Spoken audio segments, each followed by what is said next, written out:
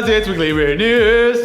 It certainly is. Sure. So, U.S. election season has been in full swing here on Weekly Weird News for a while now already. And unlike normal seasons, election season lasts roughly 18 months and happens every 4 years, like how seasons work on other planets. Yeah. Which is very fitting since this election season is making us feel like we live on another planet. Oh! Bam! Yeah, you're like Jay Leno. Yeah. Hey, so you like another planet.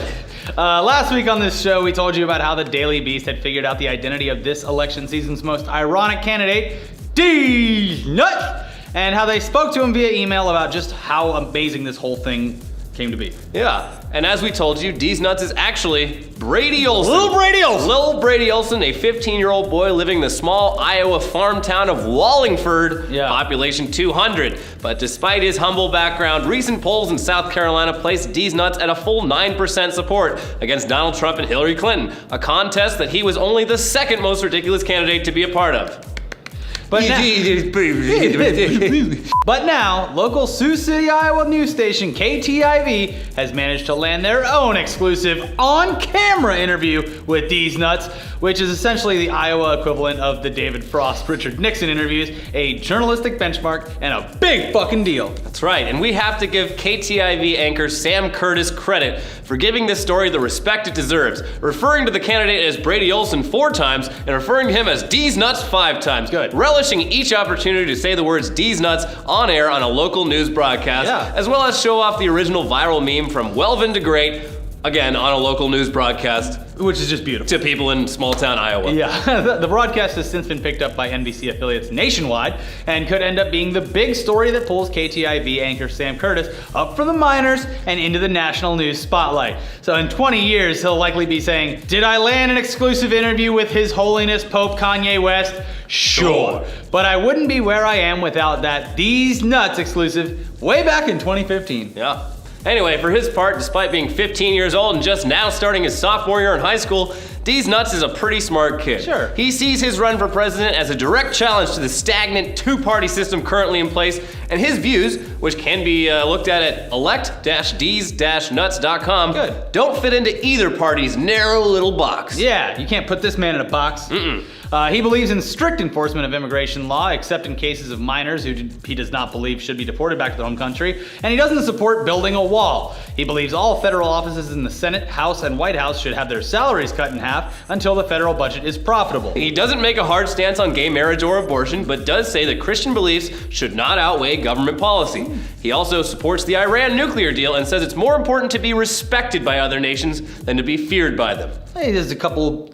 I don't know where I align with him. He's an exactly, independent. but yeah, he's pretty much right down the middle. Yeah. He goes on to support tax incentives for using renewable energy instead of fossil fuels. He wants to give corporations incentives to keep jobs in America, and he wants to give voting rights to citizens in American territories like Puerto Rico and Guam that aren't currently represented in government. Sounds like he's pandering to literally everyone. Yeah. He's got a solid platform. As for his spare time, Deez Nuts plays a lot of sports, his favorite being America's pastime, baseball. Yeah, no one's asking him for his birth certificate. No. Not with a name like Brady Olson. Brady Olson, high school baseball star, future president. Yeah. His dad says Deez Nuts has an encyclopedic knowledge of politics, and while we assume that he means for a 15-year-old, based on his platforms and his success so far, you could easily argue that Deez Nuts' political prowess is probably on the same level of some current candidates who aren't named after internet memes. He didn't even delete all of his emails. No. Just go through them. Unfortunately, though, Deez Nuts will have to wait 20 years until he's old enough to be eligible to run for president. And we sincerely hope that doesn't discourage Deez Nuts from pursuing his political dreams, so that when the time comes, we can all check the box next to Deez Nuts on the 2036 ballot.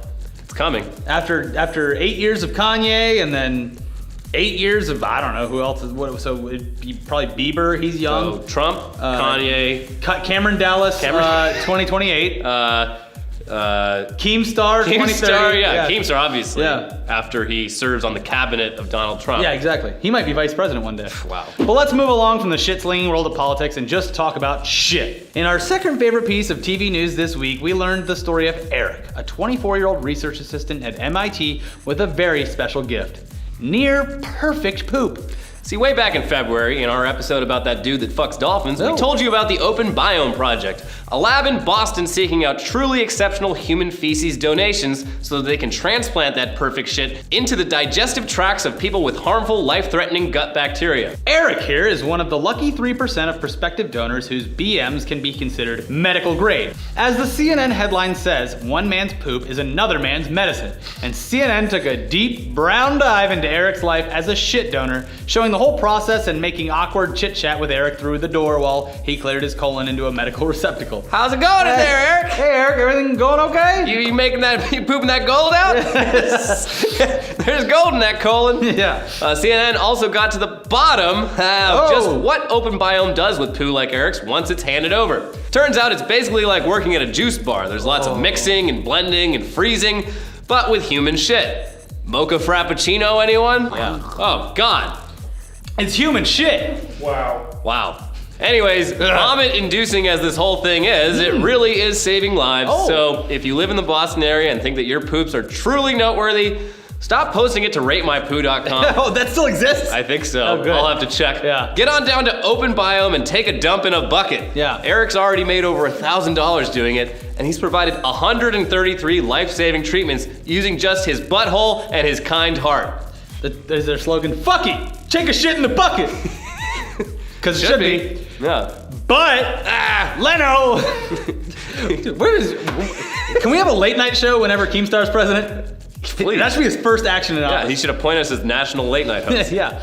But not everyone is using their poo for good. Up in Portland, Oregon, police are on the hunt, sniffing around for a man locals are calling the Portland Pooper. Because he poops in public, repeatedly. He's a serial pooper. Yeah, his stinky high jinkies have become such a problem that a local business owner installed a security camera and caught him in the act. And the resulting footage has ended up on flyers posted all over Portland and provided us with the best, oh shit, I'm caught reaction that either of us has ever seen.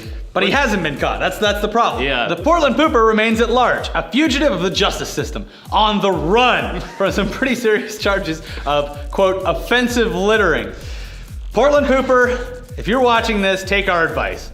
Leave town, head over to Boston, and if your shits are healthy enough, you could turn your life of crime into a life-saving career in medicine. Yeah. Yeah. You can turn this around. Yeah. You don't have to keep getting caught on security cameras being like, ugh. No one wants to see your face. Yeah, there's no cameras in the bathroom at the Boston medical thing. Nope, just cameras outside while they knock and be like, Hello. how's it going in there? How's the poop? Yeah. Anyway, I think we've covered all of this week's feces-related news pretty thoroughly. Oh, fuck, never mind. Here's a whole museum exhibit in Japan devoted to explaining poop to kids, including a huge toilet slide that kids can ride down wearing poop hats. That's how it works, kids. Yep, there you go. So if Whatever happened to just handing them the Everybody Poops book? It's not enough. Yeah. It's not enough. You gotta make an Everybody Poops YouTube video, because that's how kids learn now.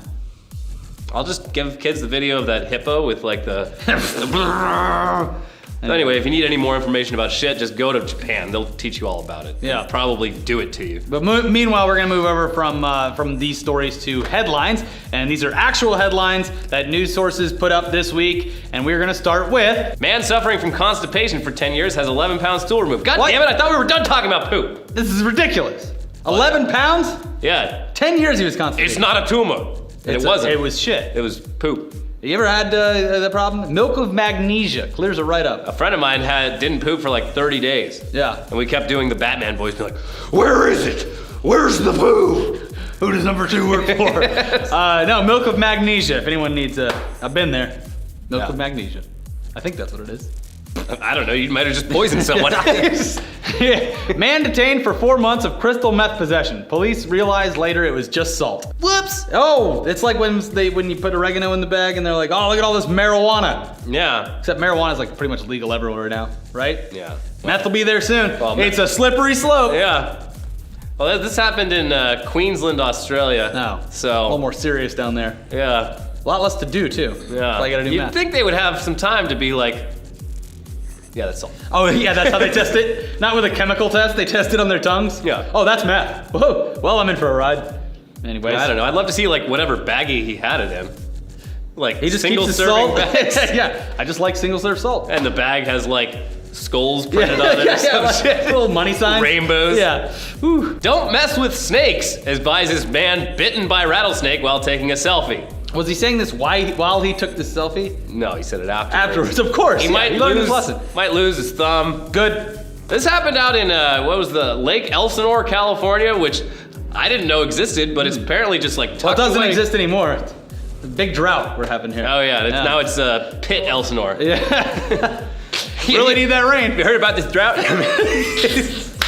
I mean, they're saying Lake Elsinore is going to be called Pit Elsinore. You know what I'm saying?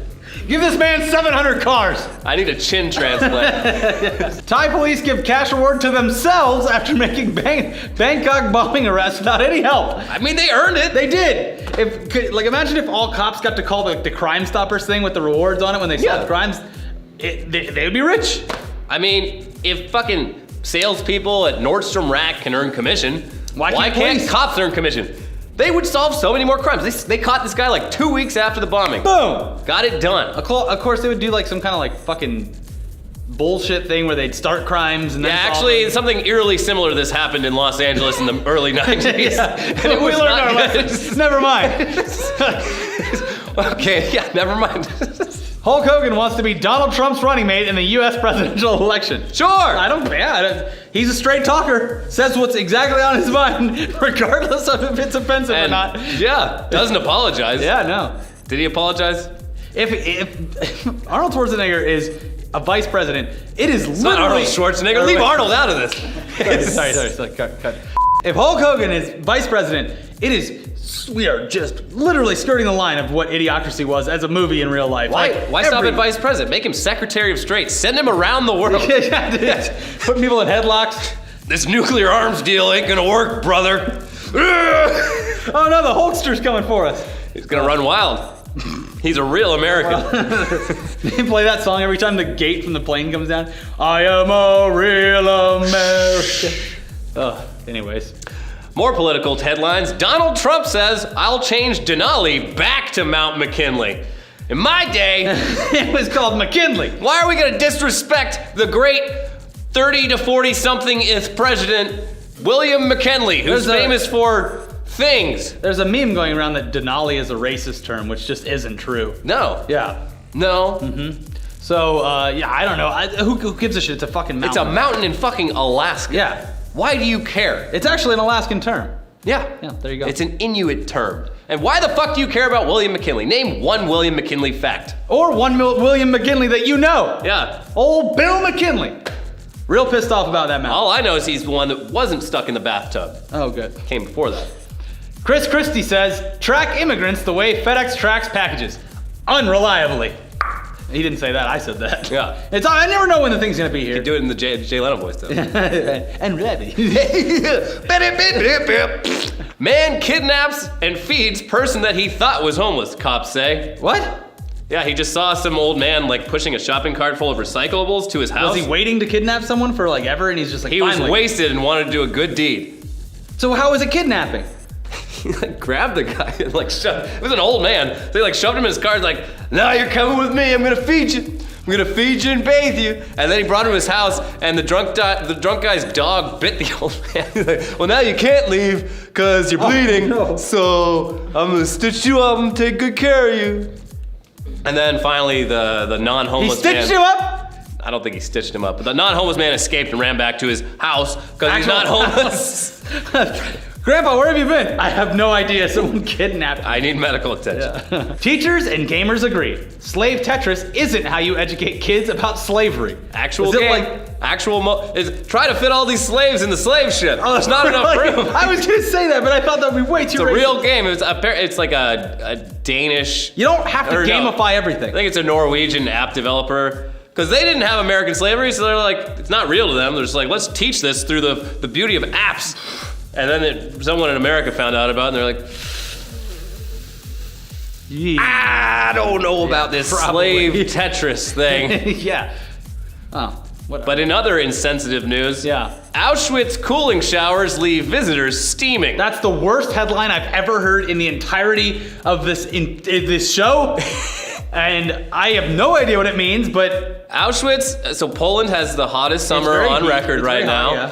Auschwitz, obviously they don't have central air conditioning in a concentration camp. They should retrofit. It's a museum now. It's not a functioning concentration camp. Anyway, so they set up these like outdoor like misters so that guests to the Auschwitz concentration camp could cool off. They've already had multiple people pass out due to the heat this summer, so they thought this would be a good idea. Apparently some people are like, maybe keep the showers out of Auschwitz. Oh, yeah, that's like, you would see that and be like, wow, this is fucked up. Like, this is fucked up, but that sounds great. Give it to me.